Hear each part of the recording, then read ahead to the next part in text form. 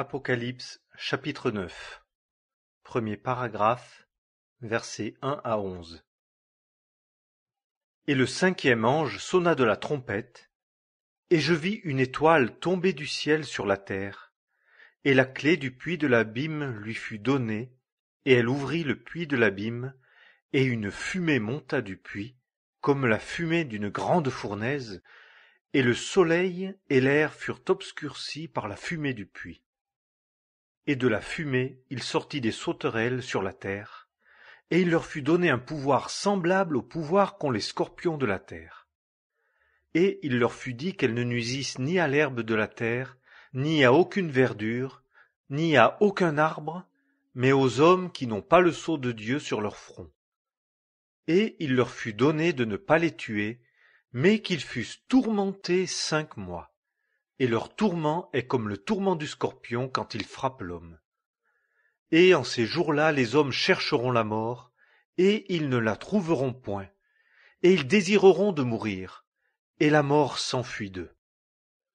Et la ressemblance des sauterelles était semblable à des chevaux préparés pour le combat, et sur leurs têtes il y avait comme des couronnes semblables à de l'or, et leurs faces étaient comme des faces d'hommes, et elles avaient des cheveux comme des cheveux de femmes, et leurs dents étaient comme des dents de lion, et elles avaient des cuirasses comme des cuirasses de fer, et le bruit de leurs ailes était comme le bruit de chariots à plusieurs chevaux courant au combat.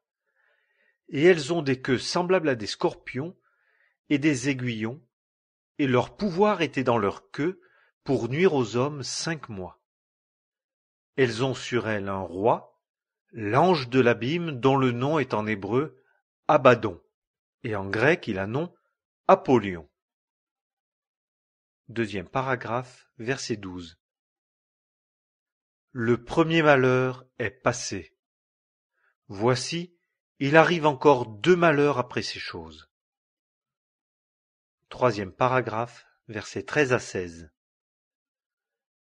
Et le 6e ange sonna de la trompette, et jouit une voix sortant des 4 cornes de l'autel d'or qui était devant Dieu, disant au 6e ange qui avait la trompette, « Délie les 4 anges qui sont liés sur le grand fleuve Euphrate. » Et les 4 anges qui étaient préparés pour l'heure, et le jour, et le mois, et l'année, furent déliés, afin de tuer le tiers des hommes.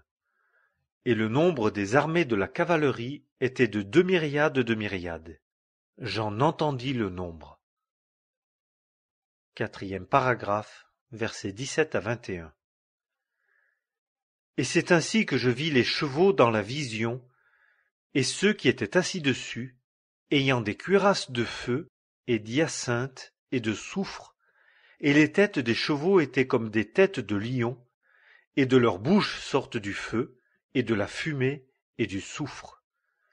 Par ces 3 fléaux fut tué le tiers des hommes, par le feu, et la fumée, et le soufre qui sortent de leur bouche, car le pouvoir des chevaux est dans leur bouche et dans leur queue.